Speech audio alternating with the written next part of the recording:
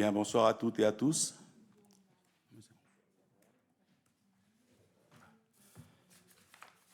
On va faire l'appel tout de suite. Manuel da Silva, il est présent. Lorraine Després. Présente.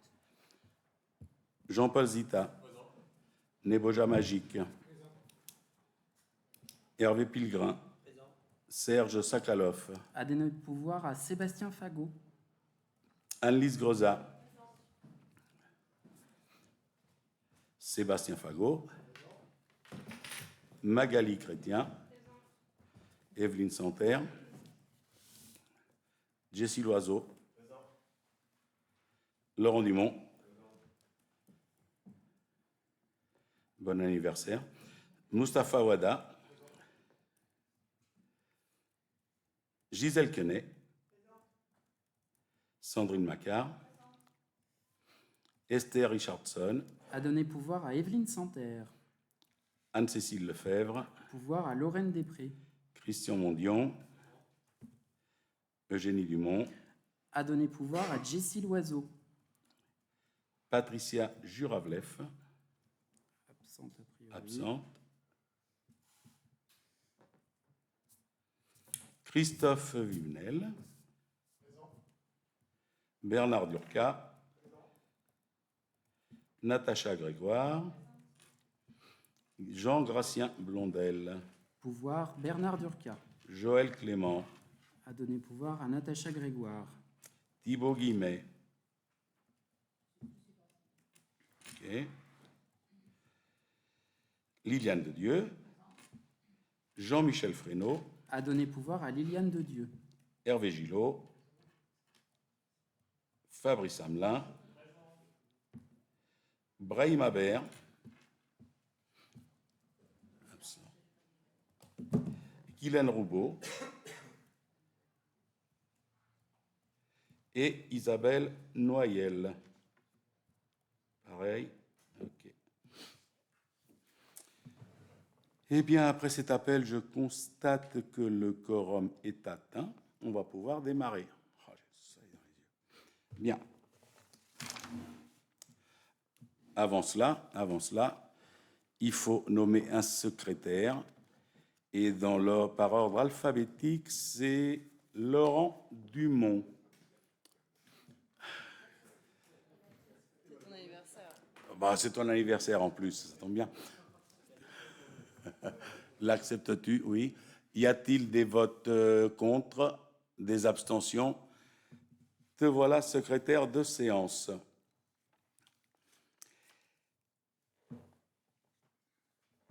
Madame Pires, attend le PV. On le fera au prochain conseil. D'accord, très bien. Et avant d'attaquer l'ordre du jour, qui est relativement court, je vais donner la parole à Gisèle Quenet. Madame Gisèle Quenet.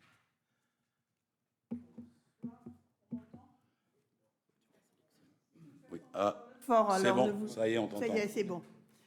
Je voulais dire un petit mot aux membres du Conseil. Monsieur le maire est au courant de ce petit mot. Je suis engagée dans la vie municipale depuis 2001. Je souhaite informer donc les membres du Conseil en toute transparence de la raison de mes récentes absences lors de certaines réunions ou manifestations locales. Monsieur le maire et mes collègues en connaissent la raison, car il s'agit de la santé de mon époux. Cela me conduit à limiter mes absences, notamment le soir, et je vous remercie de bien vouloir m'excuser si je pars avant la fin de ce conseil. Il n'existe aucune autre raison et cela ne nécessite aucun commentaire. Je reste très attentive à l'avis de Torini, fidèle et solidaire de notre équipe municipale, conduite par M. Da Silva, aux actions et projets qui sont menés. Je vous remercie de votre attention. Voilà. Merci, Monsieur le maire. Je t'en prie. Merci Gisèle. Et puis amitié à Guy. Nous continuons notre ordre du jour. Et donc, effectivement, quand tu devras partir, tu laisses un pouvoir et puis il n'y a pas de souci. Oui, j'ai vu. Très bien. Bien. Le premier point à l'ordre du jour, c'est en ressources humaines, la création d'un poste d'auxiliaire de puériculture. Quelqu'un veut prendre ou non, je le fais. Donc, il est nécessaire de modifier le tableau des effectifs du personnel de la commune de Torigny pour faire face à des besoins en recrutement au poste d'auxiliaire de puériculture classe normale, transformation en vacances d'emploi suite à une mutation. Il est proposé de créer le poste au grade adapté en prévision du recrutement à venir pour assurer la continuité des services en fonction des profils des candidats retenus. Alors, la personne, Madame Pires, vous me corrigez si je dis une bêtise, la personne va être recrutée au 15 septembre, c'est ça? C'est pour cela qu'il a fallu faire, entre autres, ce conseil. C'était la principale raison. Donc, il est proposé la création d'un poste permanent à temps complet au grade d'auxiliaire de puéricultrice classe normale. Bon, pour moi, c'est du charabia, mais si vous voulez expliquer en 2 mots ou pas, il n'y a rien d'autre à redire. Et on s'est aperçu que ce poste n'était pas ouvert à la ville de Torigny. Je vous donne la parole.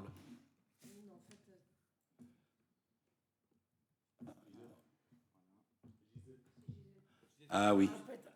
Pardon. Je t'en prie.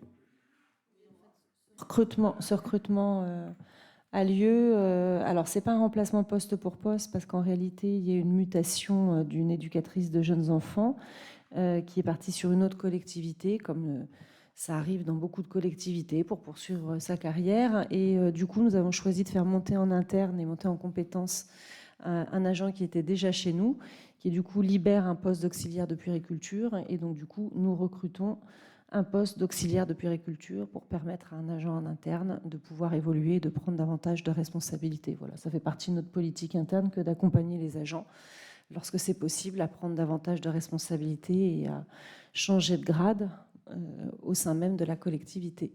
Voilà. Merci. Y a-t-il des questions concernant cette création de poste? C'est bon pour tout le monde? Qui vote contre? Qui s'abstient? Je vous remercie.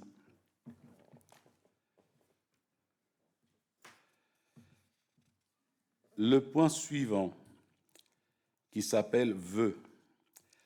Vœux relatifs à la création d'un centre hospitalier universitaire, un CHU, dans le nord Seine-et-Marne. Effectivement, il doit y en avoir qu'un seul en Île-de-France, me semble-t-il. En dehors de Paris, oui, en dehors de Paris. Et ce sujet est venu et a été discuté au niveau du bureau communautaire il y a quelques semaines, c'était avant les vacances. Et donc, il est proposé aux villes de Marne et Gondoire, suite à cette discussion en bureau communautaire, il est proposé que toutes les villes votent ce vœu, considérant que la Seine-et-Marne est le seul département francilien à ne disposer d'aucun centre hospitalier universitaire, considérant que cette absence constitue un frein majeur à l'accueil, à la formation et à l'installation durable de professionnels de santé dans le département, puisqu'on est quand même dans un désert médical, hein. Pas toutes les villes, mais beaucoup.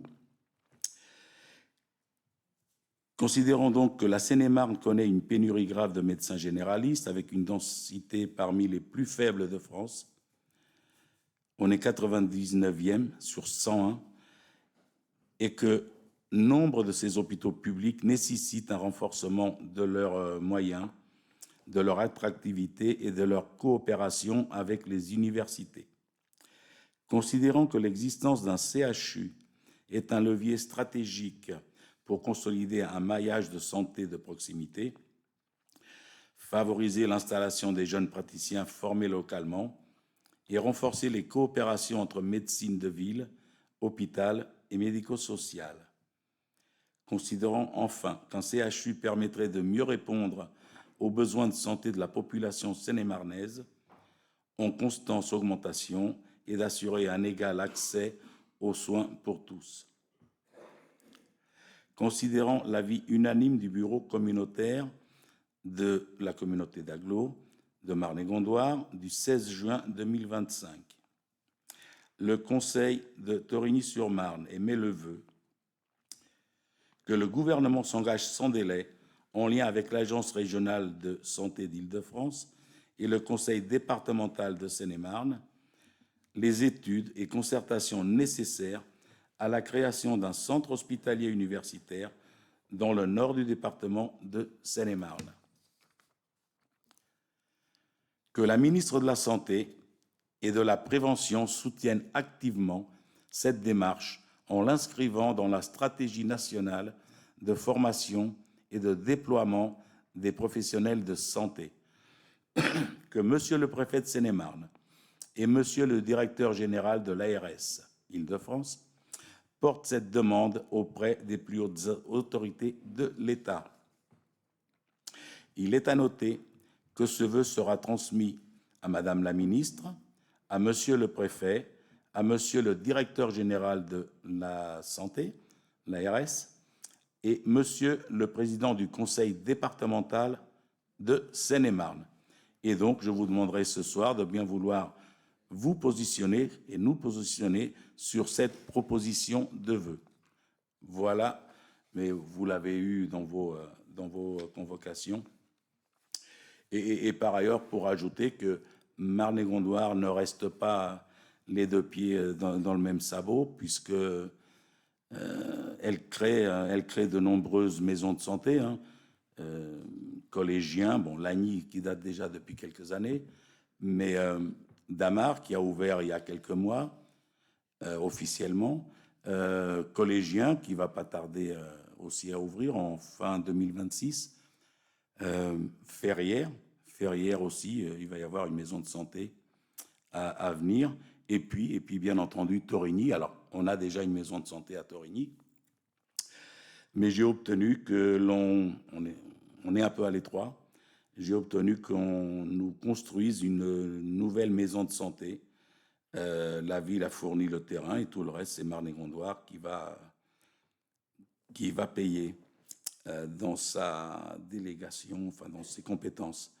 Donc elle devrait sortir fin 2026 et à suivre par d'autres bâtiments concernant la musique, enfin le conservatoire, voilà. Et puis il y a d'énormes choses qui sont faites au niveau de la santé, de la prévention, de la sensibilisation, avec des structures, avec le GEF, le CPTS et tous les acteurs de la santé, voilà. C'est ce que je vais dire, et puis j'en suis content et fier, puisque dans ma délégation à Marne-et-Gondoire, je suis vice-président à la santé, voilà. Avez-vous des questions? On passe au vote? Oui, allez-y. Quelques questions. Oui, moi je suis évidemment favorable à ce vœu, mais j'avais quand même quelques questions. D'abord, pourquoi en Nord Seine-et-Marne? Est-ce que vous pourriez donner un petit peu plus d'arguments? Il y en a qui sont évidents, hein, évidemment. Je pense au grand hôpital de l'Est francilien. Mais je voulais aussi vous demander sur quelle université compte s'appuyer ce CHU, sachant que l'université Paris-Est-Créteil est très présente en Seine-et-Marne. Elle a des formations à Melun, elle a des formations à Sénart, elle a des formations à Fontainebleau, par exemple.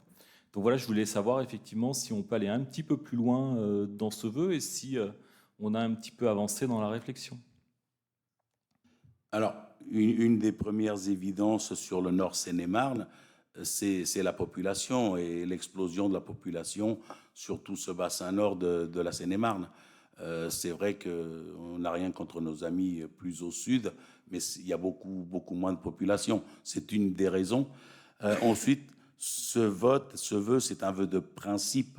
Les choses ne sont pas aussi avancées. Il faut encore appuyer et être solide vis-à-vis de l'État, vis-à-vis de la ministre. Elle ne sera peut-être plus là demain, mais voilà, de ceux qui prendront les fonctions.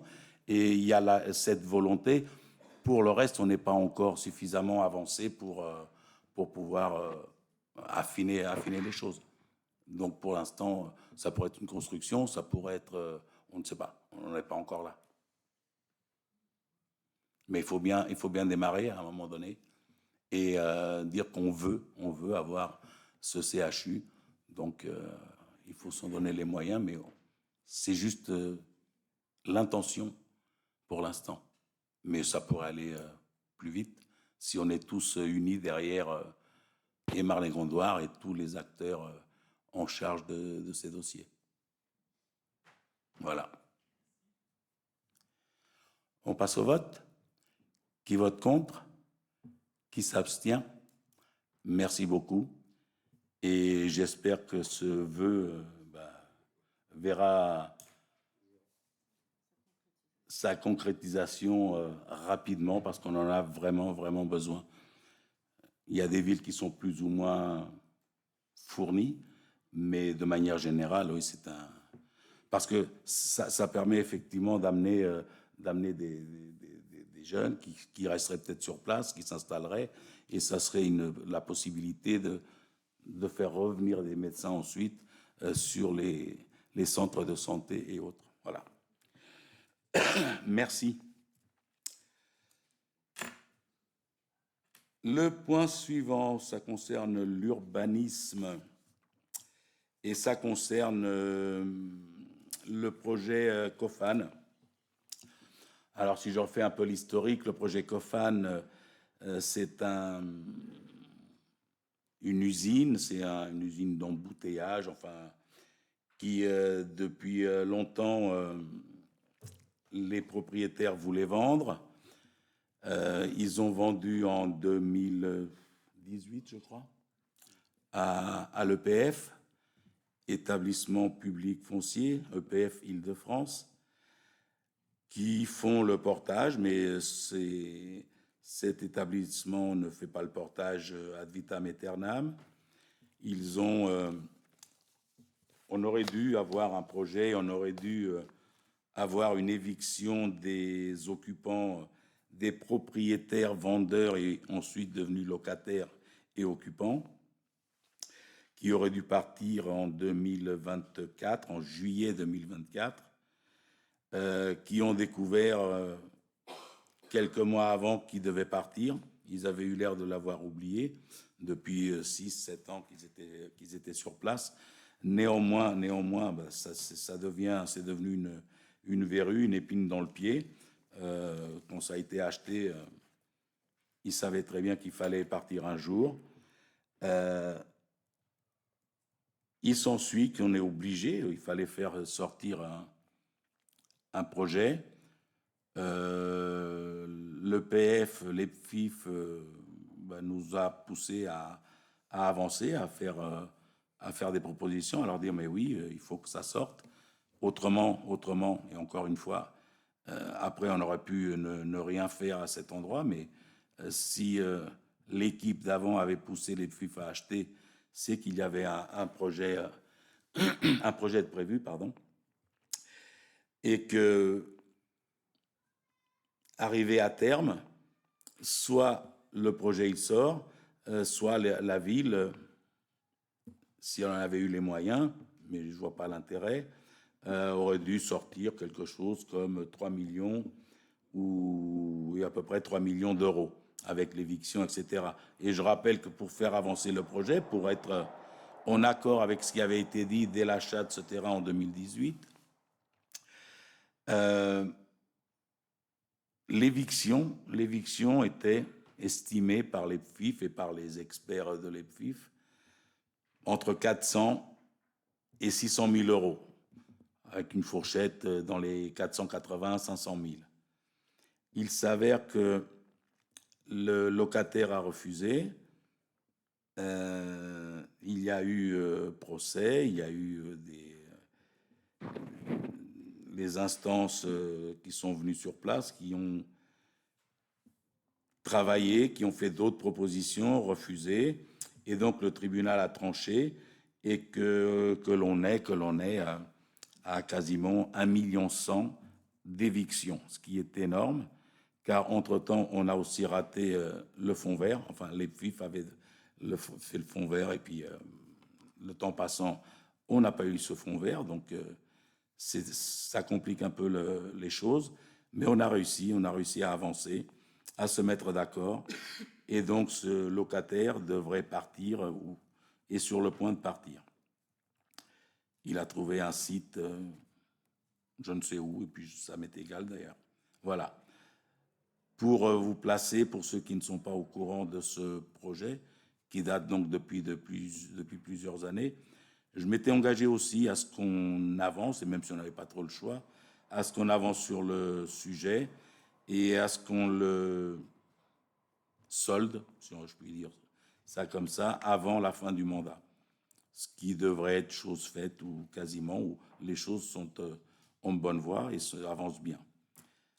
Après, pour la note de présentation que vous avez eue hier, me semble-t-il, en complément dans vos convocations, ce n'est évidemment ce soir qu'un avis du conseil municipal sur ce projet COFAN, mais chacun est libre de faire ce qu'il veut, hein, mais évidemment, je pourrais toujours éventuellement refuser de signer le permis de construire. Ça ferait un peu bizarre, et ça ferait surtout sortir 3 millions, 2 millions à la ville pour racheter les terrains à EPF. Donc pour continuer un petit peu dans la poursuite de ce dossier, je rappelle qu'il y a eu un concours. Ce n'était pas une obligation, hein, parce que l'EPF, les FIF, étant propriétaires, auraient pu faire ce qu'ils voulaient, dans la mesure où le PLU le permettait. Ils auraient pu faire sans se soucier, ou en travaillant avec la ville, mais c'est eux, en fait, les propriétaires du terrain. Néanmoins, je leur ai demandé de faire participer des bailleurs. Alors, il y avait 2 bailleurs et un promoteur. D'ailleurs, le promoteur était celui qu'on a éjecté, si je peux me permettre l'expression, des Sauvières, à l'époque où la ville a racheté aussi les Sauvières pour que le projet qu'il y avait avec OGIC ne sorte pas. Et donc, ils ont repostulé sur ce projet COFAN. Donc, actuellement occupé par une activité de production industrielle, le site est situé dans un tissu urbain à dominante résidentielle. Bien que mixte du point de vue architectural, la transformation de ce site, de son usage industriel à usage résidentiel, permettra de renforcer le caractère résidentiel de la rue de Damar. Orienté vers le bord de Marne, à proximité de la gare de Lagny-Torigny, l'enjeu principal sera de réussir cette intégration dans le tissu existant tout en minimisant les nuisances pour les riverains. Cela passera par le respect des hauteurs réglementaires et une adaptation du dénivelé du terrain afin de garantir une transition harmonieuse. La faisabilité du projet repose sur la préservation de la toiture existante, élément emblématique du terrain et du site. Cette démarche vise à conserver une architecture respectueuse de l'histoire du lieu, favorisant ainsi une meilleure intégration du projet dans son environnement. Le maintien de cette identité présente plusieurs avantages, notamment la meilleure accessibilité par les riverains grâce à la limitation et à la transformation architecturale. Cela répond également à l'enjeu du réemploi du site, un objectif que 3F, donc 3F c'est le bailleur qui a eu ce projet, qui a gagné le concours, qui souhaite promouvoir dans l'ensemble de ses projets en maîtrise d'ouvrage directe. Enfin, un point de vue plus global, ce projet contribue à préserver l'identité des abords de la Marne en Seine-et-Marne, qui ont longtemps abrité une activité industrielle importante, comme en témoignent plusieurs sites emblématiques. Tu peux allumer l'autre lumière? Merci. Ah, c'est mieux. La proximité du site avec les bords de Marne, qui sont engagés avec les mobilités douces, notamment avec les pistes cyclables, offre une opportunité de promouvoir les modes de transport alternatif et durable. De plus, la gare de Torigny, située à quelques minutes, renforce l'attractivité du site pour les futurs résidents. Afin de favoriser ces mobilités, des locaux à vélo seront prévus dans le projet. Ils répondent à la fois aux besoins des cyclistes quotidiens et à la volonté de promouvoir les modes de transport écologiques en harmonie avec les aménagements environnants. Cette démarche d'innovation qui fonctionne comme un label se dénomme 3F Climat. Elle vise à développer un axe d'innovation parmi les 3 thématiques: décarboner l'habitat, s'adapter au changement climatique et accueillir les nouveaux modes de vie. Je vais accélérer un peu.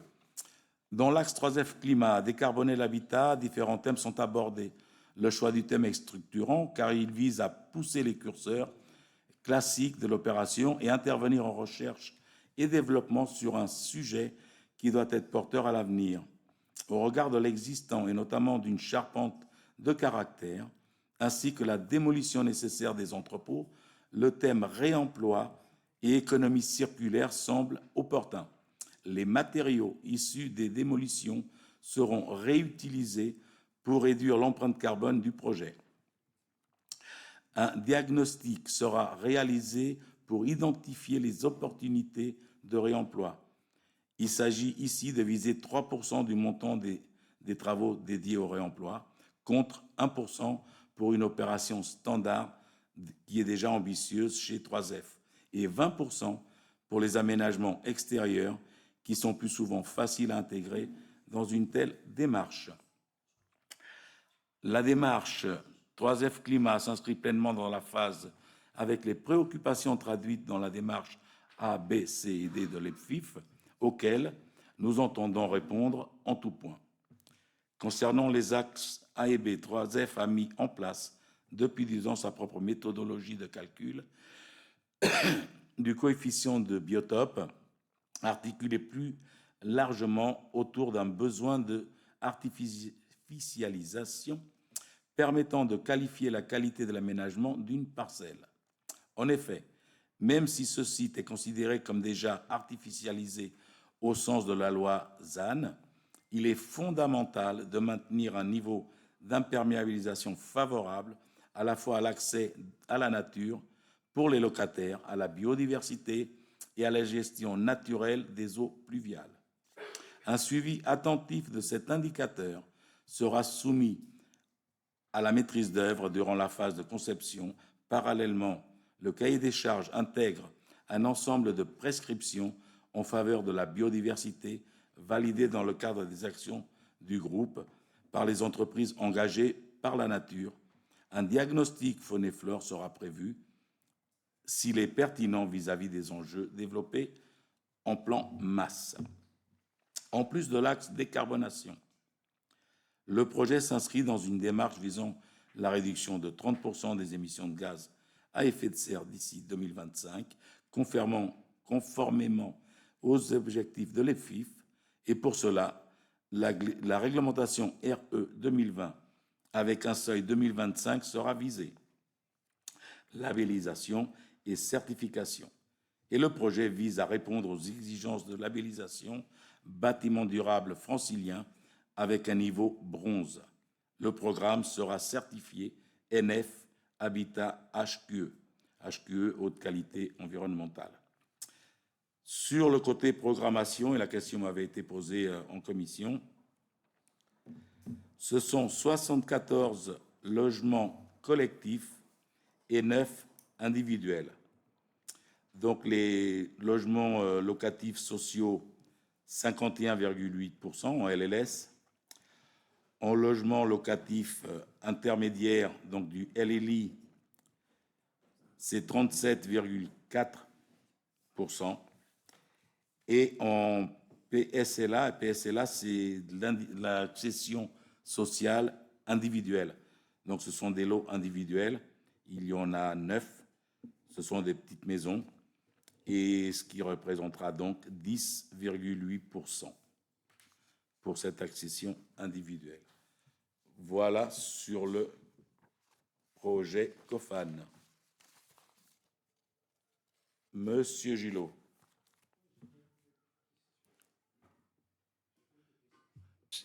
Oui, j'ai quelques questions. Bonsoir, j'ai quelques questions.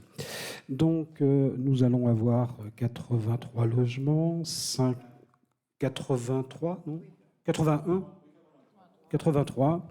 Donc, 43 en LLS, 31 en LLI et 9 en PSLA. Pourriez-vous me dire déjà, ou un jour, nous dire l'estimation, enfin, la typologie des logements? C'est-à-dire, est-ce que ce sont des T1, des T2, des T3, des T4, etc., etc., et combien de logements dans chacune de ces natures? Est-ce que, en fonction de cela, donc j'imagine qu'il y a eu des estimations d'apport de population et de nombre d'enfants à scolariser. Donc, est-ce que, je dirais qu'on est déjà par rapport à la carte scolaire, on est déjà dans un moment assez tendu. Est-ce que, quel est l'apport de population scolaire? Mixité sociale, j'ai absolument rien contre le social, mais bon, j'aurais préféré qu'il y ait un peu plus de mixité. Et une question également, c'est combien avez-vous négocié de logements avec 3F pour notre propre contingent ville, c'est-à-dire des Tauriniens qui sont en attente de logements sociaux? Est-ce que vous avez pu négocier avec 3F quelque chose pour avoir, je ne sais pas, 5, 10, 15, 20 logements pour nos Tauriniens? Deux autres petites questions. Une juridique.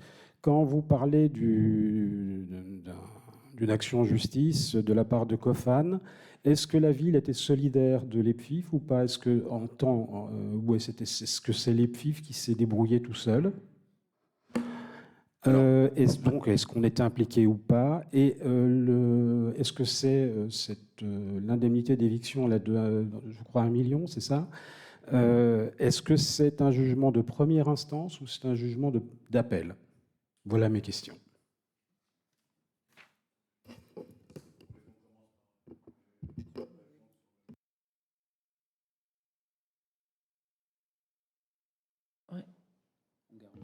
Oui, on n'était pas partie prenante du tout du contentieux, donc on n'est absolument pas concerné par l'indemnité d'éviction.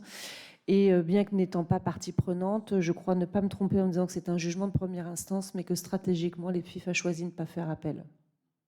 Voilà, et puis après, je laisserai... Juste pour ne pas prendre plus de retard sur le dossier. Hein. Oui. Mais effectivement, alors, on n'était pas partie prenante, même si les débats sont déroulés ici, mais pas en notre présence, avec les juges qui se sont déplacés sur place. Mais non, c'est l'EPFIF qui était le propriétaire, donc c'est l'EPFIF qui a géré ça. Mais on était au courant de tout ce qui se passait, bien entendu.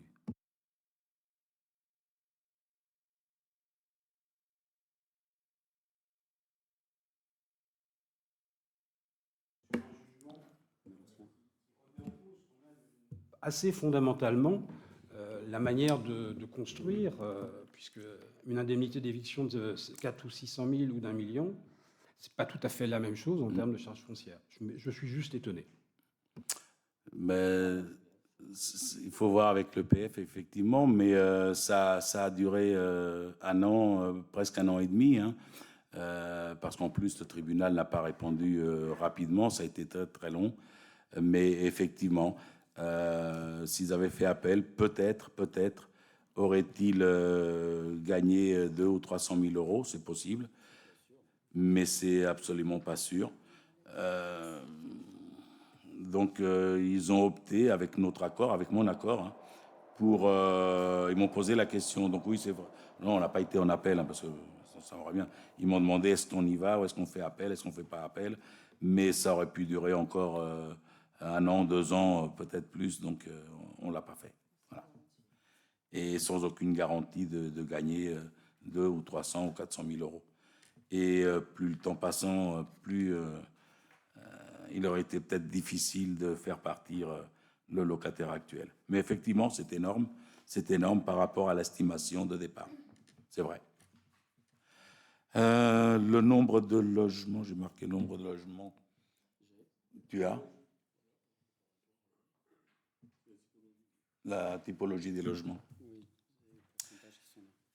Alors, 14... C'est 32%. ah oui, les pourcentages. 32% de T2, 38% de T3, 26% de T4 et 4% de T5.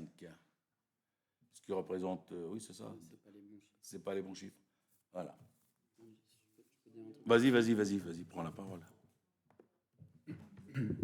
Oui, pour répondre à votre question, Monsieur Gillot, sur la typologie des logements, les pourcentages viennent d'être donnés par Monsieur le maire. Il faut rester très prudent sur des estimations. Alors, par nature, des estimations, ça reste des estimations. Je ne sais pas si vous m'entendez. Ouais.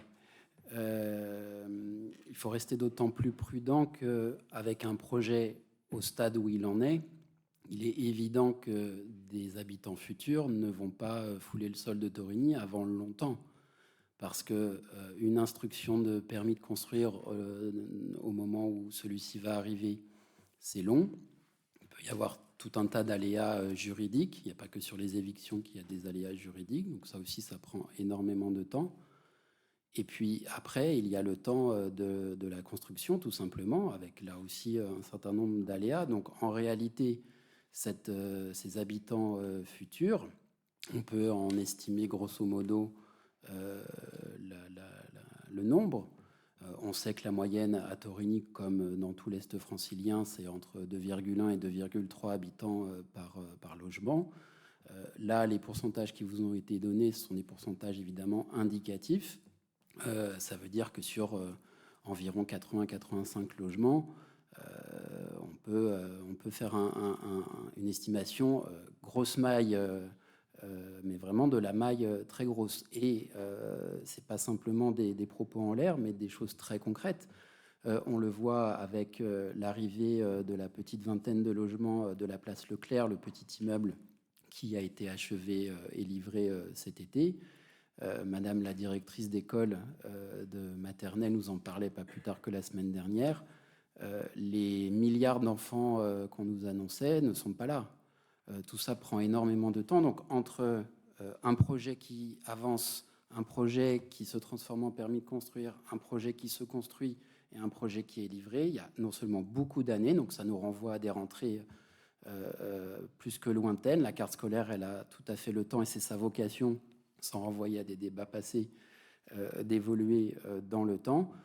Il sera nécessaire de prendre en compte, une fois qu'on sera dans des délais maîtrisés et considérablement connus, et des éléments de population très concrets, les profils des familles, etc., qui arriveront, d'être dans une forme d'exactitude. Mais là, aujourd'hui, je dirais, ça n'a pas grand sens de lancer des chiffres, sauf à se faire peur. Mais encore une fois, c'est comme ça sur tous les projets de construction. À la fois, il y a l'aspect de temps, et puis il y a l'aspect numérique qui est souvent inférieur à ce que l'on craint. Alors, ça ne veut pas dire qu'il faut dire qu'il n'y a pas d'enjeu, mais c'est un enjeu qui se place clairement dans les années 2027-2028, pour ne pas dire 2029. Merci. Je rajouterais que, par rapport au scolaire, ça vient de dire, la typologie aussi, négocier le nombre de logements, on n'en est pas encore là, mais on a des très bons rapports avec 3F. Le moment venu, Madame Grosat se chargera de négocier la part communale, même si... tu veux dire un mot ?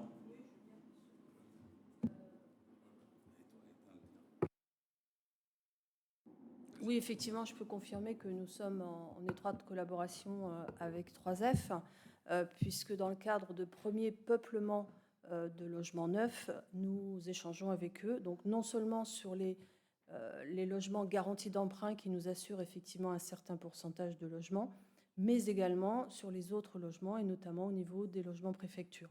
Donc toute cette relation avec 3F, elle existe. Je confirme qu'effectivement, c'est un projet qui sortira d'ici 2-3 ans en livraison. Donc forcément, la population va évoluer. 3F est présent sur la ville. On peut aussi parler de mutation aussi de certains logements vers du plus neuf, ou de réadapter certaines familles. Donc en fonction effectivement des dossiers présents sur la ville, on pourra et on discute effectivement avec 3F. Et puis, quand ils commenceront à parler de garantie d'emprunt, ce sera le moment, justement, de négocier un nombre de logements, la typologie, etc. Oui, ouais, tout à fait.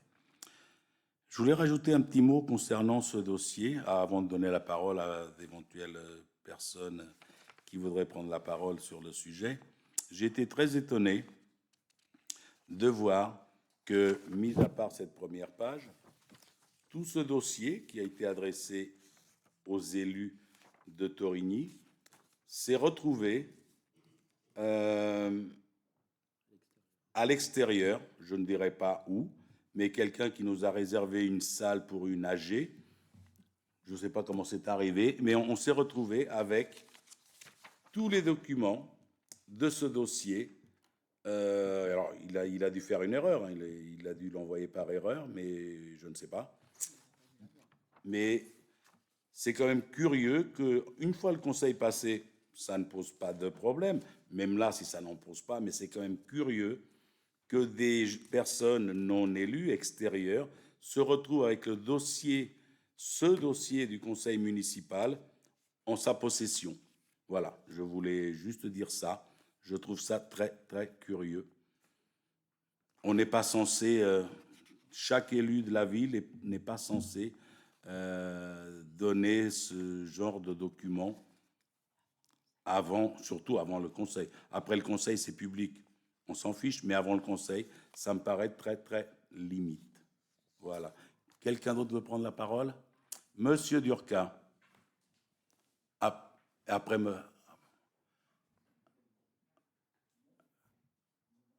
Pas encore. Quand il sera rouge, je t'entendrai. Attends, c'est bon, là? Oui, bonsoir à tous. Oui, je voulais simplement apporter quelques précisions sur l'historique un peu de cette opération. Bon, le site COFAM faisait... Vous m'entendez pas, là? Bon, le site COFAM faisait partie des 13 sites qui faisaient partie de la politique des nouveaux quartiers urbains mis en œuvre par la région dans les années 2010, afin de satisfaire les besoins en logements sociaux. Ces nouveaux quartiers urbains, bon, le plus bel exemple dans le secteur, c'est le site de l'hôpital Saint-Jean. Sur Torigny, vous avez le site de l'ancienne clinique. Et ce site COFAN faisait partie de ces sites-là. Et à ce titre-là, M. Chemetov, donc l'urbaniste en chef désigné pour driver cette opération, avait procédé à des études de faisabilité, de réceptivité de sites. Et sur ce site COFAN, il y a une réceptivité qui avait été étudiée par le cabinet Loison, un cabinet d'architecte de Lyon. Et ce projet, c'est celui que vous avez sous les yeux. Il a peut-être un peu bougé, mais le principe du projet était là. Donc, la politique des nouveaux quartiers urbains, elle n'a pas périclité, mais ça s'est bien calmé. On n'en parle plus aujourd'hui. Et ce terrain-là, donc, dans le cadre de cette politique, avait été acheté par l'EPFIF. L'EPFIF était donc porteuse de ce terrain-là. Elle avait maintenu en place l'ancien propriétaire, puisque c'est une entreprise qui représente à peu près entre 30 et 50 emplois sur Torigny. Ils sont implantés depuis 40 ans à Torigny. Et ils ne peuvent pas bouger comme ça. C'était une activité un peu spécifique, effectivement, qui cadrait plus avec le quartier, avec la vocation résidentielle de ce quartier-là. Et tout le monde était d'accord pour qu'il mute. Donc, ça ne s'est pas fait à l'époque. Donc, l'EPFIF, effectivement, elle n'est pas là pour porter éternellement les terrains. Et s'était préoccupé pour transformer cette opération en opération résidentielle. Et donc, on avait un foncier qui était maîtrisé au niveau du coût. On avait une indemnité d'éviction, effectivement, qui avait été contestée, mais qui avait été tranchée à hauteur d'1,1 million. Et je pense que là, c'est ce que ça vaut. Ni le locataire, ni la mairie n'a fait appel de cette décision, donc c'est quelque chose qui est maintenant figé. Donc on avait une idée précise du montant de ce qu'on appelle la charge foncière, donc en gros le prix du terrain, qui tournait autour de 3 millions. Et sur cette base-là, on pouvait effectivement élaborer. On avait au niveau réglementaire, tout le monde était d'accord pour utiliser, parce qu'il faut bien quand même donner un cadre pour bâtir un projet. Le cadre envisagé, c'était non pas la zone pavillonnaire dans laquelle est ce site-là, mais une zone de transition qui permettait un peu de souplesse en termes de bilan et de réceptivité. Donc, on avait toutes les conditions pour, sur ce terrain-là, faire une opération, et c'est toujours le cas, un peu vertueuse. Donc quand je dis ça, c'est pour dire que dans mon esprit, et c'était une démarche qui était pour moi très transparente, c'était de lancer une consultation de maître d'œuvre. Parce que là, vous avez une réponse sur ce terrain-là, mais en termes de réponse architecturale, il y en a plein d'autres. Et on s'est limité à une seule réponse architecturale, qui est typée, puisqu'elle prévoit le maintien des structures métalliques en fond de parcelle. C'est quelque chose, c'est un parti qui est fort. Globalement, ça fait un peu massif quand même. Je suis un peu déçu par l'emprise. Mais c'est une réponse. Il y aurait pu y avoir d'autres réponses. Et ça, on s'est bien gardé d'ouvrir cette consultation à d'autres architectes. Par contre, effectivement, il y a eu une consultation de promoteurs. Pourquoi pas? Bon, bien sûr, c'est normal. Alors, quels ont été les critères? Comment s'est organisée cette consultation? Je pense que cette consultation a été lancée à l'époque. J'étais encore en responsabilité d'une délégation d'urbanisme et j'en ai pas entendu parler. L'autre jour, en commission d'urbanisme, je parlais d'opacité, mais je maintiens ce terme. Pour moi, c'est quelque chose qui a été un peu opaque. C'est pas assez transparent en termes de dévolution. Le choix de l'architecte, je ne sais pas qui l'a fait, comment, sur quels critères. Pourquoi cette réponse? Pourquoi pas ouvrir la consultation? On n'aurait pas perdu de temps. Alors, monsieur le maire va me dire, mais pourquoi tu n'as pas fait ça quand tu étais en délégation? Parce que dès ce moment-là, le projet Loison était déjà dans l'esprit de monsieur le maire, donc c'était quelque chose qui était déjà complètement figé. Aujourd'hui, on nous dit, voilà, c'est cette typologie de logement, c'est ce type d'architecture. Je dis, pourquoi pas, bien sûr, mais on n'a pas d'autres exemples de projets possibles sur ce site. Et je trouve ça un peu dommage. Maintenant, quant à la vocation, j'ai parlé tout à l'heure que les nouveaux quartiers urbains, la vocation, c'était effectivement de répondre à besoins de logements sociaux. Donc là, on répond à fond, puisque c'est quasiment une opération 100% sociale. Ce que je peux déplorer dans tout ça, c'est qu'on néglige un peu. On était carencé en matière de logements sociaux. Maintenant, on commence à être bien. Par contre, on est à 23,8, donc on n'est pas encore au 25. Hein. Non, mais c'est quand même. On sort du tunnel, là, c'est bon. On commence à voir le jour. Simplement, ce que je peux déplorer, c'est qu'il n'y ait pas une partie de logement qui soit traitée en accession pour les primo-accédants ou par l'accession classique. Bien sûr que si, il y a 9 pavillons. Ouais. Et le LLI c'est pas du BRS. C'est la moitié. Oui, on sait pas. On ne parle pas de BRS, effectivement, mais il n'y a pas que le BRS qui permet d'accéder à faire de l'accession. Mais là encore, tu le disais, cette programmation peut encore évoluer. Moi, ce que je tiens aujourd'hui, c'est déplorer le fait qu'il n'y ait pas eu de mise en concurrence pour la maîtrise d'œuvre. C'est comme ça. Et que le choix des promoteurs, je ne sais pas qui l'a fait, comment ça s'est fait, qui y avait dans le jury. C'est tout. Je voudrais avoir des réponses là-dessus. Maintenant, c'est évident que l'entreprise a trouvé des locaux en Vendée. À l'époque, je les avais mis en rapport avec Marnay-Gondoire pour essayer de trouver une implantation locale. Malheureusement, notre zone d'activité n'avance pas aussi vite qu'on pouvait le souhaiter. Donc, sinon, ils avaient une place tout à fait rêvée là-bas. Aujourd'hui, ils vont déménager. Le PDG de la boîte, qui s'est quand même donné à fond pour cette boîte, est décédé au début de l'été. Donc, ils ont contesté, mais l'autre jour en commission, j'avais l'impression qu'on faisait un peu leur procès, mais ces gens-là, c'est des entrepreneurs qui ont fait vivre quand même des employés sur la ville, ils ont peut-être gagné de l'argent, on ne sait rien, ils ont eu des difficultés. Bernard, je veux bien que tu défendes tes amis, mais là, on parle de la ville. Oui, d'accord, non, mais...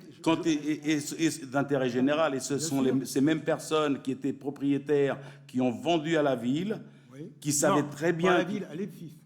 À l'EPFIF, Pas par pareil. l'intermédiaire de la ville, et ils savaient très bien quand ils devaient partir.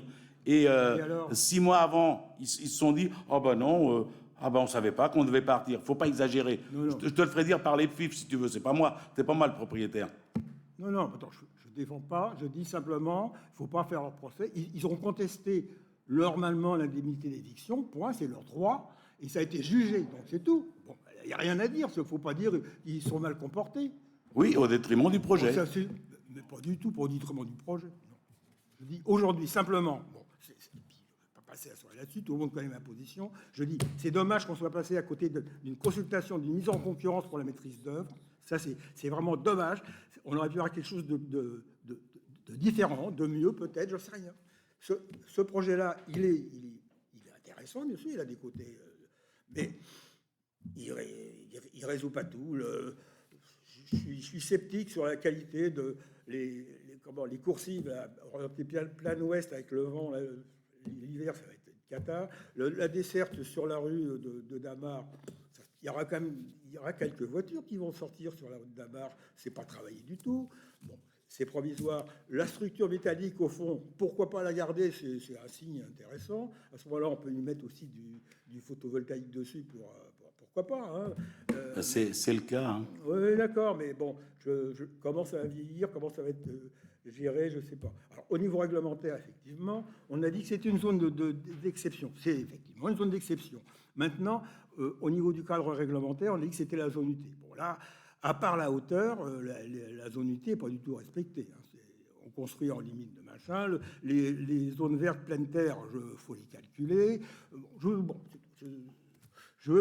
Je dis, mon observation, c'était sur le principe et sur le mode de dévolution de cette opération. Et je considère qu'on est passé à côté de quelque chose au niveau de la maîtrise d'œuvre.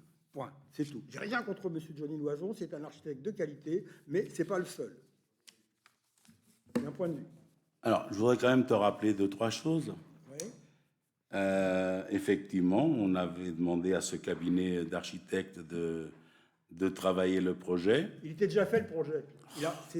Tu permets, moi je ne t'ai pas coupé, Bernard. Excusez-moi. On a demandé de travailler le projet. Il est venu présenter le projet en bureau municipal. J'étais là. Je sais que tu étais là. Alors, ce n'est pas parce que tu n'es pas d'accord avec les orientations prises par la majorité des élus, les élus de la majorité, parce que ce jour-là, il y a eu un vote. Et ce vote a acté le fait que, oui, on partait sur un projet qui était modifiable, effectivement, parce que c'est quelqu'un qui s'adapte, qui sait s'adapter. Et on est parti sur un projet. Ce concours, enfin, cette consultation a été faite sur ce projet.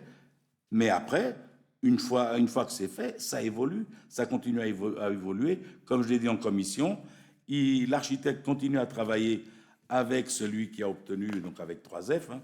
Il continue à travailler, il continue à avancer sur le projet et ça se passe bien. Je ne vois pas. Parce que toi, tu n'étais pas d'accord, tu dis qu'il y a eu opacité avec tout ce que tu viens de dire. L'opacité, je ne sais pas où elle est. Hein. Alors, juste pour la compo, pour l'attribution, il y avait bien évidemment les PFIF, ils auraient pu être tout seuls. Il y avait le maire, donc moi, l'adjoint à l'urbain et le cabinet d'architecture. Et on a reçu toutes les équipes pendant 1 heure ou 1 heure et quart chacune. Et on les a auditionnés. Ils nous ont présenté chacun leur projet. Voilà. Il n'y a aucune opacité là-dedans. Mais si tu veux continuer à dire qu'il y a opacité, on pourra en discuter, mais peut-être ailleurs qu'ici. Voilà. Monsieur Hamelin.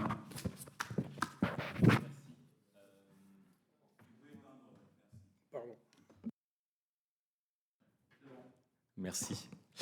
J'allais dire qu'effectivement, moi je trouve ça positif, hein, en tout cas nécessaire de réfléchir, même si effectivement on verra les premiers impacts en 2028-2029. Moi ça ne me semble pas indécent, en fait, de poser la question de la typologie, de poser la question du nombre d'habitants, de poser la question de l'impact voilà, sur les services publics. Donc je trouve que c'est intéressant. Et j'allais dire que c'est d'autant plus intéressant que ça permet effectivement un débat et ça permet une information, notamment aux habitants, parce que je trouve que quand même la petite note, la petite fiche, elle est quand même extrêmement technique et je ne suis pas sûr qu'on ait bien compris les enjeux simplement à la lecture de cela. Alors après, on est un peu trop rentré dans la cuisine interne à l'ancienne équipe majoritaire. Et moi, je suis assez d'accord avec vous, il y a une certaine opacité, au moins à l'égard de l'opposition, qui découvre en même temps que les habitants toute une série de démarches. Bon, tout ça pour dire que moi, je n'ai pas d'avis sur le projet, et je n'ai pas d'avis parce que justement, il me manque un certain nombre d'éléments sur l'impact de ce projet. Notamment, vous l'avez dit, il y a un enjeu qui est extrêmement important, c'est l'acceptabilité par les riverains. Et là, je ne sais pas du tout quelles sont les démarches que vous avez engagées. Ah oui, non, mais je ne sais pas. Je dis... Eh ben voilà, c'est pour ça que je vous pose la question. C'est important qu'on ait aussi ce débat-là, parce qu'on puisse savoir effectivement ce que les riverains pensent, que les associations peut-être qui ont été informées savent, parce qu'en dehors de ça, moi, je ne vois pas comment je peux avoir un avis sur ce projet COFAN en l'état. Bon, moi, je vois qu'effectivement, on nous annonce des parkings à vélo, donc ça, c'est tout à fait positif, mais en même temps, on est en train de créer un chaussée-doux à cet endroit-là. On multiplie par 2,5 les 83 logements. On peut effectivement se poser des questions sur l'impact réel sur la commune de ce projet-là. Donc moi, je n'ai pas d'avis, donc je vais m'abstenir sur ce projet. C'est plus simple. Alors, effectivement, les riverains, ou tout du moins l'association qui regroupe pas mal de monde, je les ai reçus ici, dans cette salle, avec l'architecte, qui était en visio, mais il était là, avec le bailleur, et ils ont répondu à toutes leurs questions. Ils ont pu poser les questions qu'ils ont voulu, cette association. D'ailleurs, il n'y avait pas que, il y avait il y avait plusieurs associations, mais entre autres, l'association qui représente ce quartier. On a présenté aussi, alors on ne va pas en parler aujourd'hui, ce sera sur le 1er octobre, c'est ce que je vous avais dit en commission, sur les Sauvières. Mais donc, on a parlé de ces deux projets. Ils ont posé des questions pertinentes. Le fait, Bernard n'aime pas, mais le fait qu'on laisse les toits existants, etc., ça permet aussi de ne pas monter en hauteur pour ne pas gêner les riverains autour. Enfin, toutes les questions ont été posées, toutes les réponses ont été apportées. Alors, ils ont peut-être pu changer d'avis. En plus, on rentre dans une période électorale, donc il y a plein d'avis qui vont changer, tout le monde va s'exciter. Mais à l'époque, ça remonte à 3 mois, 4 mois peut-être. Tout le monde trouvait le projet relativement sympa et ils n'ont pas trouvé grand-chose à redire sur le projet. Voilà, maintenant, chacun en son âme et conscience vote. Voilà, après, comme je vous disais tout à l'heure, je pourrais très bien, on pourrait tous voter contre. Je refuse le permis quand il va arriver dans quelques mois.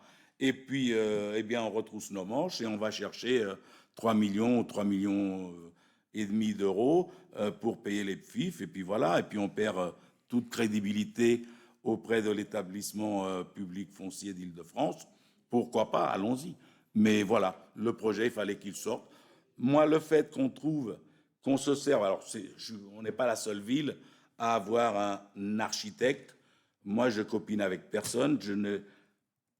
Je ne voulais pas qu'il y ait tout et n'importe quoi qui arrive. On lui a donné un cahier des charges à cet architecte. Il s'y est tenu. On voulait garder effectivement ces toits. On voulait qu'il y ait des appartements, des petites maisons en dessous. C'est ce qui a été fait pour ne pas gêner les voisins. C'est ce qu'il a fait. Et on continue à faire évoluer. Et après, maintenant, c'est 3F qui continue à faire évoluer le projet. Et ils vont nous le présenter. Et dans quelques jours, il y aura effectivement une nouvelle réunion, mais là, pas qu'avec les associations, mais avec les riverains, pour leur représenter le projet. Ça va arriver dans quelques jours. Voilà. Je n'ai plus grand-chose à rajouter, si quelqu'un... Anne-Lise, quelqu'un? Vas-y. Ah oui, il y avait la mixité, oui.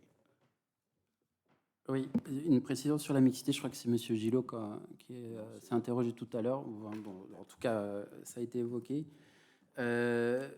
C'est un projet 100% aidé, mais ce n'est pas un projet 100% social. Le logement social au sens commun du terme, tel qu'on peut l'employer dans des conversations communes, Monsieur le maire a donné les pourcentages tout à l'heure, on est sur la moitié. À moins de considérer que l'accession sociale à la propriété, c'est du logement social au sens logement locatif social, ce n'est pas le cas. Puisque le PSLA, l'accession sociale à la propriété, c'est bien de l'accession à la propriété, comme son nom l'indique. Et pour ce qui concerne le reste, c'est essentiellement du LLI, des logements dits intermédiaires. Il faut mesurer ce que ça signifie en termes de plafond de ressources, puisque c'est bien pour ça que on parle plutôt de la notion de logement aidé. Ce point-là, on l'a évoqué en commission de manière très précise. Le terme logement aidé a été employé de manière très précise. Ça signifie déplafonnement de ressources pour l'éligibilité des différents ménages sur ces logements. Or, sur le PSLA, l'accession sociale à la propriété, on est dans un zonage. Ce n'est pas la ville qui décide de ça, c'est un cadre national. Les plafonds sont au maximum de 4 700 € du mètre carré. Alors, ça ne veut pas dire que ce sera à 4 700 € du mètre carré, mais ça ne pourra pas dépasser ce montant-là. C'est quand même un niveau relativement significatif pour notre secteur.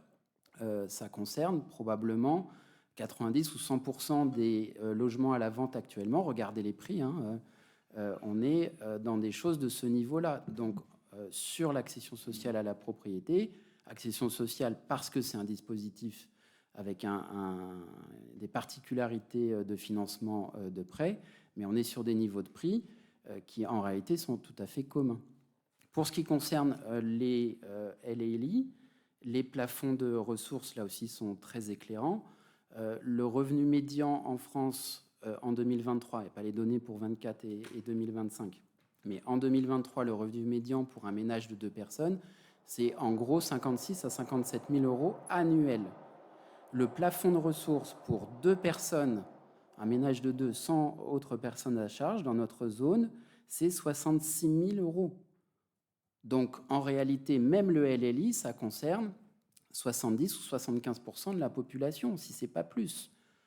Et pour ce qui concerne les logements locatifs sociaux, les fameux LLS, la partie véritablement sociale au sens le plus commun du terme, là encore, les différentes sources de financement, PLAI, PLUS et PLS, des logements en PLS, on est sur des plafonds de revenus qui sont là aussi très significatifs. Pour un ménage de 2 personnes sans autre personne à charge, c'est 52 000 € annuels, légèrement inférieur au revenu médian que j'évoquais tout à l'heure. Donc en réalité, ce projet il est 100% aidé, mais il n'est pas 100% social, et surtout, il s'adresse à l'immense majorité de la population, celle qui a le moins le choix de choisir son logement. Donc c'est une opération avec de la mixité sociale de manière équilibrée, qui fait appel à différentes sources de financement, et qui donc s'adresse au plus grand nombre, y compris à des Tauriniens qui ont du mal à trouver des logements, que ce soit à l'achat, que ce soit à la location dans le privé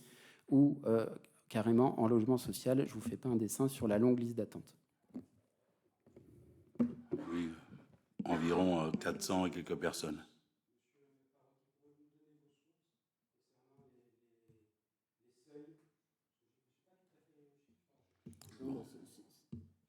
Si c'est le 2023-2024, il y a une actualisation annuelle. Vous pouvez aller, Monsieur Gillot, je sais que vous aimez bien les sources, sur le site d'Action Logement, par exemple. Mais les plafonds sont trouvables partout. C'est un décret annuel. Merci. Je rappelle aussi que malgré cette augmentation d'éviction, etc., on a réussi à, c'est pas le principal non plus, hein, mais on a réussi à maintenir ces 83 ou 84 logements et non pas, comme j'avais entendu dire à une époque. D'ailleurs, l'association était très contente quand je leur ai dit ça, puisqu'on les a reçus plus d'une fois. On les a reçus avec l'architecte et les 3F, mais je les avais déjà reçus en d'autres occasions avec Hervé Pilgrin et d'autres personnes. Et il me disait, mais du coup, avec l'éviction, avec tout cela, vous allez monter à 100 ou 110 logements, vous vous rendez compte de l'augmentation? Je dis non, on va tout faire pour que ça reste au niveau que l'on vous avait promis. Et c'est le cas, puisqu'on est même à un de moins. On est à 83 au lieu de 84. C'est pour ça que tout à l'heure, je vous parlais de 84 logements. Voilà.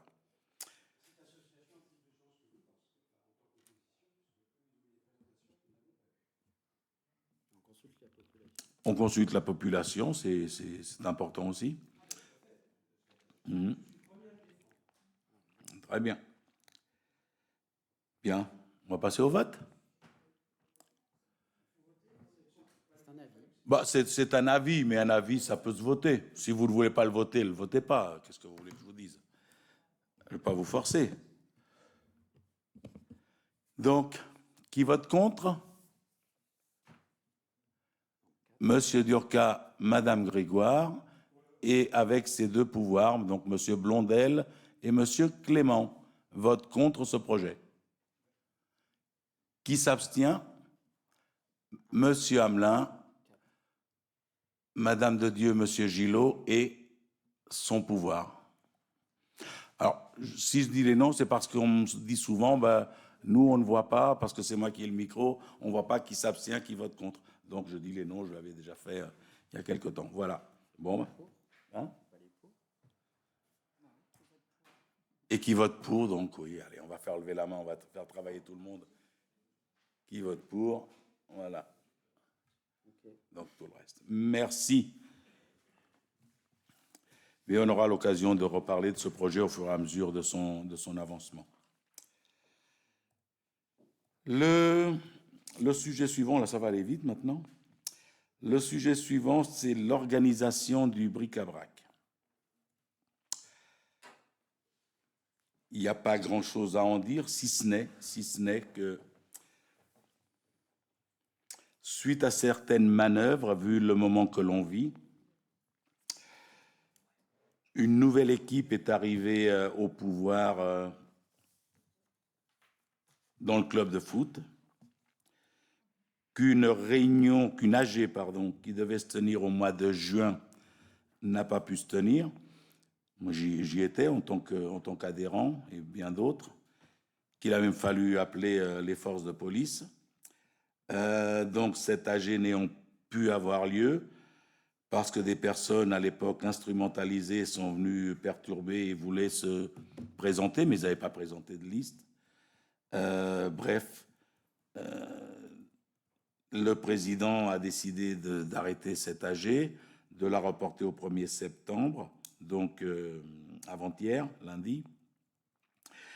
Et entre-temps, il a dit, si c'est comme ça, écoutez, on va démissionner tout le comité directeur, parce que c'était une élection de liste.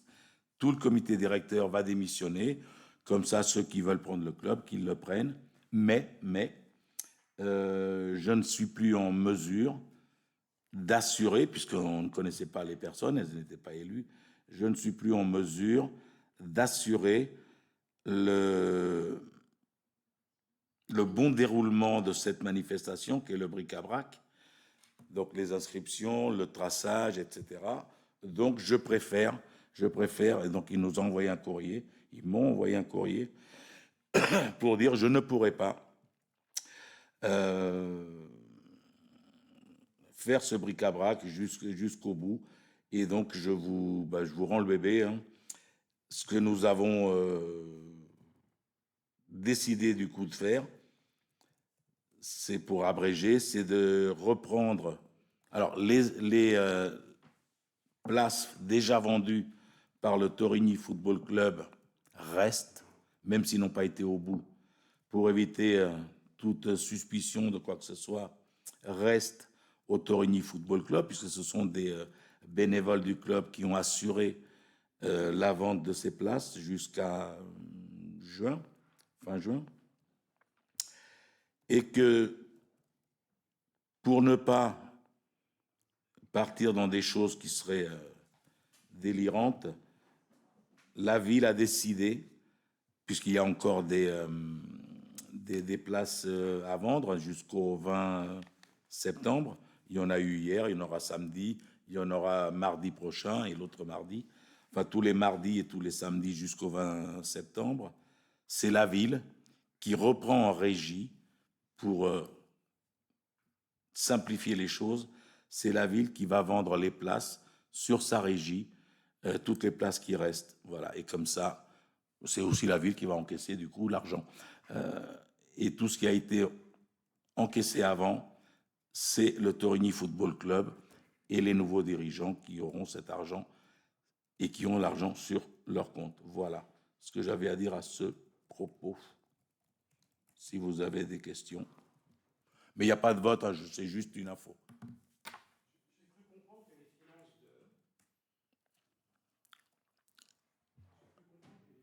Foot était assez, je dirais pas brillante, puisque j'ai cru comprendre qu'il y avait un déficit assez important de plusieurs dizaines de milliers d'euros, de 20 000 euros.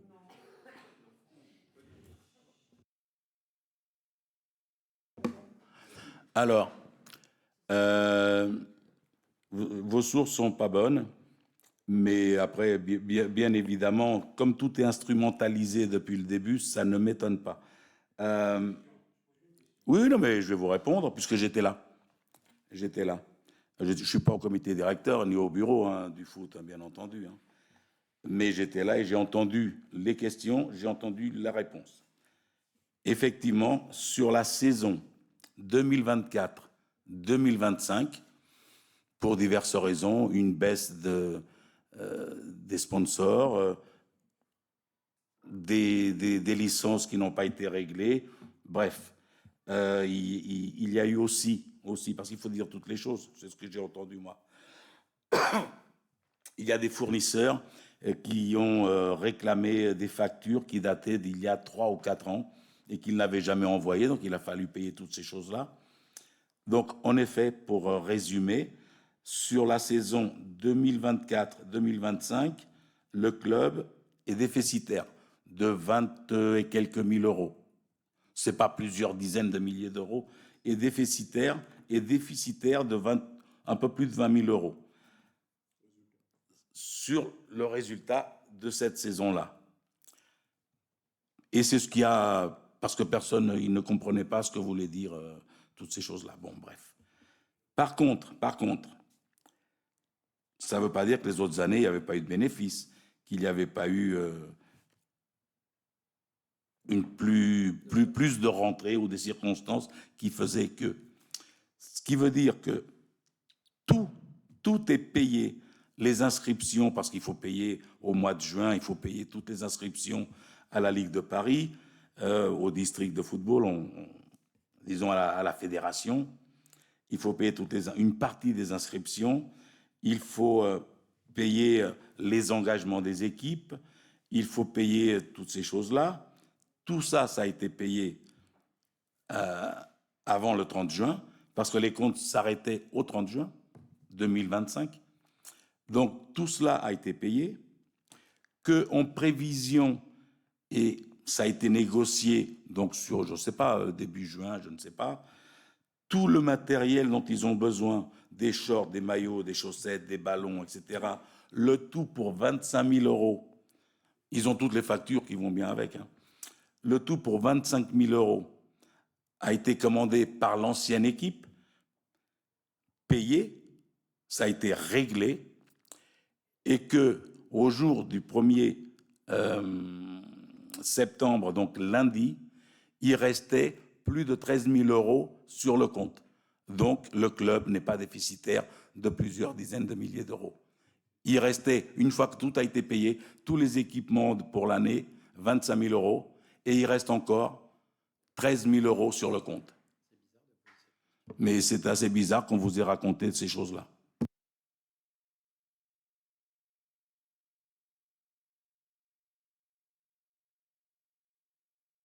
Alors, il n'y a pas de vote là-dessus, mais puisque vous m'avez posé cette question-là, je suis content d'y avoir répondu, parce que je ne comprends pas. Et franchement, j'en ai la preuve et je n'accuse personne, et sûrement personne ici présent, mais la désinformation, l'appel au putsch que j'ai dénoncé au dernier conseil et que je continue à dénoncer parce que j'en ai la preuve. Et encore lundi, ça s'est vu avec les personnes présentes, c'est complètement catastrophique et pour le monde associatif que je défends depuis toujours et à qui j'ai donné leur liberté et leur indépendance. C'est catastrophique d'essayer de mettre cette zizanie au sein du monde associatif, juste pour... je ne sais pas pourquoi, enfin si, je sais trop bien pourquoi. Voilà. Sujet suivant. Comment ? J'en sais rien, ça n'a pas été validé par la... J'en sais rien. Alors en fait, il y avait 3 personnes présentes. Ça fait un peu court pour moi, mais c'est leur problème. Il y avait un président, un trésorier et un vice-président. Il y avait un secrétaire, mais qui n'était pas là. Donc il y avait 3 personnes autour de la table. Après, moi, je leur souhaite le meilleur. Hein. Moi, ce que je veux, c'est que le club y tourne. Le reste, je m'en fiche. Moi, le reste, ça m'est égal. Et parce que tout ce qui a été fait, je ne vais pas refaire ici, je ne suis pas là pour défendre l'ancienne équipe, hein. Même s'ils ont fait un travail sur 10 ans, je pense, exceptionnel, et ça a été dit par des personnes dans la salle lundi dernier. Malheureusement, pour de mauvaises raisons, ils ont été évincés, soit, la vie continue. Mais je leur souhaite le meilleur, mais c'est un sacré boulot, hein. Je l'ai été pendant 18 ans, président d'un club. Hein.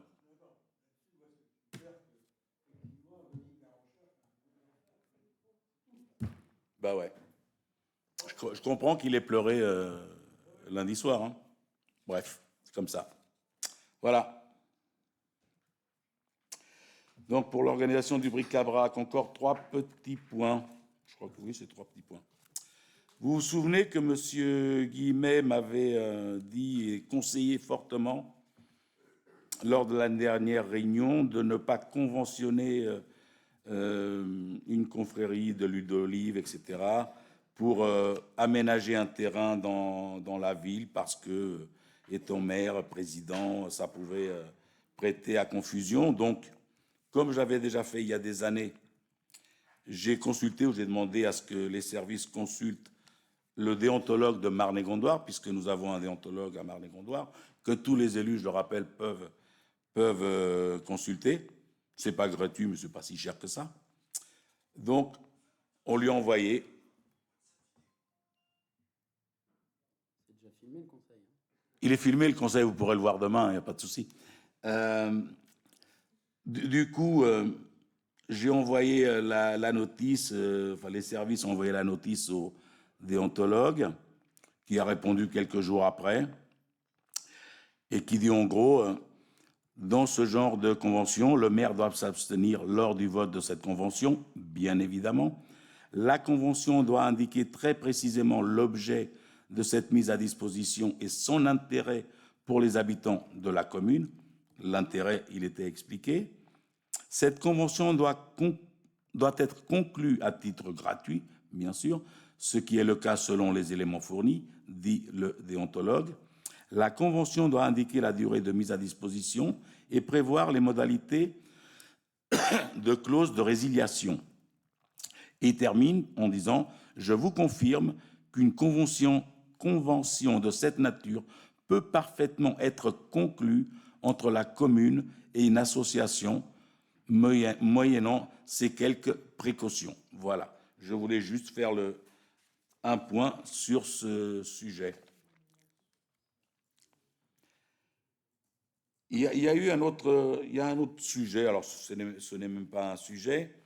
Vous savez que la Poste, avec les travaux de la rue de Damar, qui seront bientôt finis, d'ailleurs à la fin du mois ils seront finis, parce que aussi le département, sans nous consulter, sans consulter qui que ce soit, avait décidé de fermer la rue de Damar pour finir les derniers travaux, les enrobés, la mise à niveau des bouches à clés, des égouts, etc., des plaques, avait décidé de fermer pendant un mois toute la rue, ce qui semblait incompréhensible. Donc, j'ai demandé au service de demander aux responsables de la DDT de venir nous voir. Je les ai rencontrés. Je leur ai dit, appuyé par un maire voisin aussi, qui est vice-président dans une autre, pour l'assainissement par exemple. Donc il y avait plusieurs choses qui rentraient en ligne de compte. Et on leur a dit, ce n'est pas possible de fermer cette rue pendant un mois. On a refait un planning, je pense qu'il a été distribué, etc. La DDT est revenue sur le truc en disant, oui, on n'avait pas compris que c'était aussi important. Je dis, oui, 1 kilomètre de voirie, c'est important. Si on ferme pendant un mois, c'est très important. Et donc, du coup, la Poste boîte également sans nous prévenir, et j'étais très en colère, sans nous prévenir, boîte toute la rue de Damar, plus les 2 ou 3 allées, en disant, il n'y aura plus de courrier pendant un mois, vous n'aurez plus de courrier. Si vous voulez récupérer votre courrier, vous irez à Saint-Thibault. Vous viendrez avec votre pièce d'identité, vous viendrez à Saint-Thibault pour savoir si vous avez ou pas du courrier. Du lundi au vendredi. Le samedi, il n'y a pas question d'aller à Saint-Thibault chercher son courrier. Quand je suis arrivé en mairie, on venait de nous envoyer des services techniques, on avait fait une photo du prospectus, du flyer. Madame Pires me le montre, on était tous les deux plus qu'en colère. Elle court à la poste, demander les coordonnées du responsable de Saint-Thibault. Elle est revenue 5 minutes après avec les coordonnées. On a tout de suite appelé la responsable de Saint-Thibault pour lui dire ce qu'il en était. Je dis, c'est pas possible, vous ne pouvez pas faire ça. Il dit, oui, mais ma factrice m'a dit que c'était inaccessible. Je lui ai dit, écoutez, à minima, ça va être accessible pour les riverains. Pourquoi ça ne serait pas accessible avec votre triporteur sur cette rue et les rues et les allées adjacentes? Et je dis, au pire, les trottoirs, tous les trottoirs ont été refaits, elle prend les trottoirs. Elle dit, si vous permettez qu'on prenne le trottoir, écoutez, je vais voir. Je dis, non, vous n'allez pas voir. Vous allez faire un démenti, un erratum. Et tout de suite, il était 10h du matin. Et j'abrège, à 11h30, 11h45, on avait cet erratum, il y avait des choses à changer. On lui a demandé, vous changez ça, ça et ça. Et ça a été boîté le lendemain matin, ça a été boîté. Encore une fois, je trouve curieux que des associations se disent c'est grâce à nous que nous avons pu avoir, que nous aurons à nouveau du courrier parce qu'on s'est battu, etc., etc. Ce sont encore des bêtises, mais c'est pas très grave, mais il fallait quand même que je le dise. D'ailleurs, je reçois, j'avais eu un mail d'un riverain dont je tairai le nom, qui dit « Je vous remercie et salue votre réactivité ». Effectivement, ça semblait tellement aberrant qu'il s'agit sans doute d'une erreur de leur part. Effectivement, sur les dires de leur facteur. Bon, voilà. Ça ne vaut pas le coup d'aller beaucoup plus loin. C'était juste pour... c'est la même personne, d'ailleurs, qui a eu le dossier de Cofan. Quelque chose, et c'est la fin, quelque chose de très intéressant. Alors, ça fait des années, avant même d'être maire, que je me battais là-dessus, dans mes délégations. C'est la protection contre les ruissellements à Torigny. Et du coup, les choses avancent et elles avancent bien. Et on l'avait déjà voté à Marne-et-Gondoire il y a quelques mois, peut-être même presque une année. Il était question de négocier avec les agriculteurs. Si les agriculteurs n'étaient pas d'accord, il aurait fallu engager une action. Il y a déjà une parcelle où il y avait une éviction à 1 200 ou 1 300 euros. Voilà. Et là, ça va passer au conseil communautaire, déjà au bureau lundi prochain. Et donc, voilà. Je veux juste lire, parce que quand même, c'est quand même... moi, je suis fier et content parce qu'on s'est bagarré sur ces dossiers. Tous les ruissellements sur les épinettes, sur le domaine du moulin à vent, ça sera résolu. Et les Samoreaux, bien entendu. Donc, la communauté d'agglomération a inscrit à l'ordre du jour de ces prochaines instances la mise en œuvre des procédures d'acquisition des terrains nécessaires pour les aménagements à venir pour lutter contre les ruissellements sur le plateau de Torigny. Nous nous étions fortement mobilisés, oui, et c'est avec une grande joie que nous voyons nos efforts récompensés. Voilà. Il faudra encore la réalisation concrète des aménagements prévus, hein, bien entendu, mais le principal est d'acquérir les parcelles nécessaires. Donc, pour les riverains du lotissement du Moulin à Vent, du quartier des Épinettes et puis des Samoreaux, les choses avancent bien et bientôt l'étape sera franchie et ça sera que de mauvais souvenirs. Il faudra un peu de temps, mais voilà, tout est aligné puisque la parcelle où ils vont faire un bassin de rétention, Panche-Oreille, Épinette, là il n'y a plus de sujet. Et puis toutes les autres parcelles pour pouvoir retenir les eaux, ça va arriver maintenant très très vite. Ça a été dur et compliqué, mais à force de taper sur la table, oui. Donc là, une fois qu'il y a les parcelles, là, ils vont acquérir les parcelles, après ça va aller très vite. Après ça va aller vite. Plus le déversoir de la rue d'Armoin et des déversoirs de la Duise, ben, on aura bien travaillé. Voilà. Je pense que c'est tout. Il n'y a plus rien lors du jour. Des questions diverses, messieurs, dames, avant de passer au public. Je vous en prie, je n'en ferai rien, quand vous voulez. Allez-y. On ne peut pas se battre partout et tout le temps.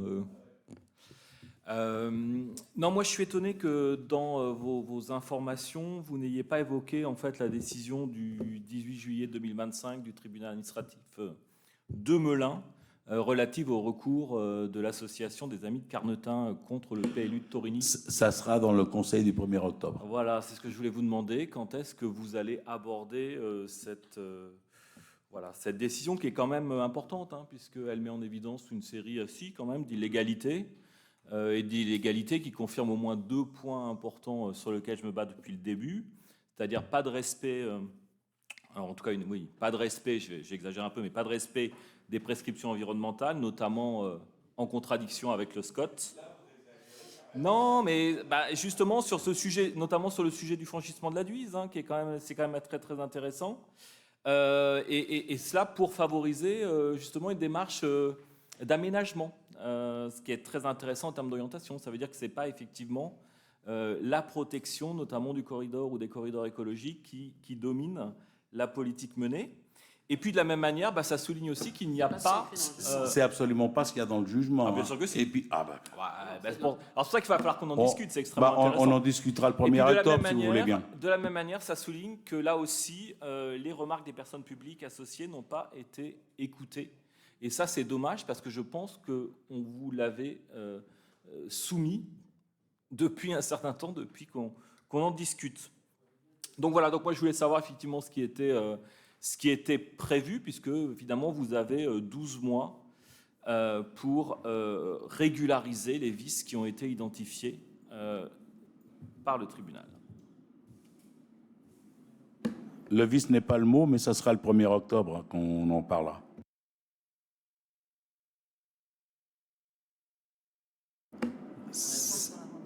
C'est bon pour tout le monde? Ah, Lorraine. Ah, oui, sur la rentrée scolaire, contrairement à l'année dernière où c'était un peu houleux pour diverses raisons, il n'y a pas eu de sujet sur cette rentrée. Certaines personnes étaient au point, d'autres à Gambetta, Clémenceau. Moi, j'étais au Cerisier, puisqu'on y a fait énormément de travaux. Je rappelle, 240 mètres carrés de classe toute neuve, une cour végétalisée. Alors, il manque encore effectivement les plantations. Elles se feront au mois d'octobre, novembre ou décembre. Le devant le parvis complètement refait, sécurisé. Il manque encore quelques barrières. Donc voilà, je voulais y être pour avoir le ressenti des parents, ou moins me faire engueuler s'il y avait lieu, puisque l'année dernière, c'était le cas aux Pointes. Donc j'y suis allé. Et tout le monde avait l'air content de cela. Concernant la rentrée, il y a eu un comptage, je ne sais pas pourquoi, à Clémenceau, mais ça n'a rien donné, puisqu'il n'y avait pas d'ouverture de classe. Hein. Il y en a une à Gambetta. 347, Laurent, c'est ça? 347 élèves à Gambetta. Et puis au Cerisier, il y a eu une ouverture aussi. Et puis sur les Pointes, pas de problème non plus. Donc c'était une rentrée, une rentrée sereine, effectivement. Voilà. Et tant mieux. Monsieur Zita. Comme nous sommes aux questions diverses, c'était juste pour vous informer de ne pas oublier le forum des associations qui aura lieu dimanche. Ce dimanche, donc venez nombreux. J'informe la population que c'est important d'être au forum. Merci. Monsieur Gillot.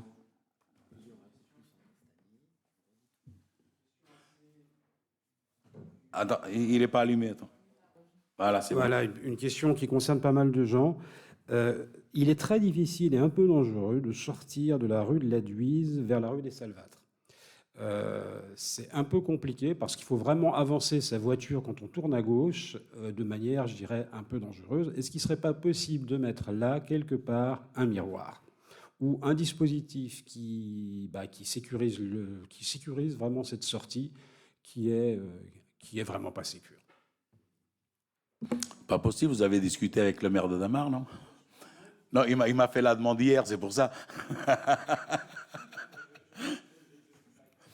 Oui, c'est vrai, ou alors couper un peu la végétation à gauche, couper un peu la végétation, la baisser un peu. Un miroir, il faut l'autorisation de l'agriculteur, mais pourquoi pas? Parce qu'on n'est pas chez nous. Hein, ils ont labouré jusque sur le bitume, donc c'est compliqué de... Ah ben, Hervé.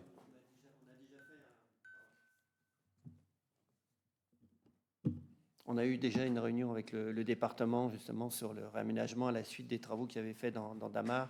Et il y a eu une ou deux propositions de chicane pour aussi éviter réduire la vitesse à cet endroit-là, parce que c'est les voitures qui arrivent généralement du nord pour aller sur Damar qui roulent le plus vite, qui roulent très vite. Donc là, va falloir qu'on les relance parce qu'il n'y a pas eu de retour de leur part, d'autant qu'il y avait une prise en charge aussi par le département pour ces aménagements-là. Et en plus, il était question de refaire un revêtement coloré aussi pour attirer un petit peu l'attention des automobilistes. Alors, pour info, hein, il y a des personnes qui travaillent même en dehors des heures de travail. On vient de me dire que la taille a déjà commencé. Ce matin. Voilà. Et que le miroir, c'est une mauvaise idée parce que, effectivement, l'agriculteur, il laboure jusque sur le bitume, donc il ne tiendrait pas longtemps. Mais on verra. Mais déjà, la taille, pour avoir une visibilité, moi, je passe souvent par là, hein, je le sais bien. Très bien. Une autre question? C'est bon pour tout le monde? Ah, Madame Després. Bonsoir. Oui, simplement pour compléter sur la rentrée scolaire, effectivement, c'était une rentrée très sereine cette année. Le travail sur la carte scolaire a porté ses fruits, même si c'est étape par étape, mais en tout cas, l'école Clémenceau était beaucoup moins en difficulté cette année, voire même presque inquiète de ne pas avoir assez d'élèves suite au comptage, mais tout s'est bien passé. Rappeler effectivement, monsieur le maire le disait, qu'il y a eu énormément d'investissements qui ont été faits cette année. Alors certes, notamment sur l'école des Cerisiers, mais pas que. Il y a eu beaucoup d'aménagements aussi sur notamment par exemple l'école Clémenceau avec la pose intégrale de stores qui protège de la chaleur. C'était un gros sujet de la fin d'année et tous les ans, depuis plusieurs années, la ville investit pour petit à petit pallier effectivement pallier le vieillissement des structures. Donc c'est quelque chose qui est plus que pris en compte dans nos réflexions sur le plan pluriannuel d'investissement. Et ils se poursuivront d'ailleurs cette année, puisqu'il y a également les îlots de fraîcheur qui se poursuivent sur les écoles du centre-ville. Et puis bien d'autres aménagements prévus pour l'amélioration des conditions de vie, que ce soit sur les bâtiments ou à l'intérieur des bâtiments. Pour ce qui est de la suite de cette rentrée, je rappelle évidemment la tenue du Forum des associations ce dimanche. Oui, voilà, le 7 septembre. Je m'étais fait ma liste, pardon Jean-Paul, je me répète. Le bric-à-brac, on en a parlé tout à l'heure, qui aura lieu comme d'habitude le 3e dimanche de septembre. On aura également l'ouverture de saison au Moustier le 4 octobre. Alors certes, on se revoit le 1er, mais bon, ce sera juste avant, avec un spectacle qui a eu un très très gros succès sur Paris et dans toute la France. Zage, j'ai toujours du mal à dire le mot jazz à l'envers.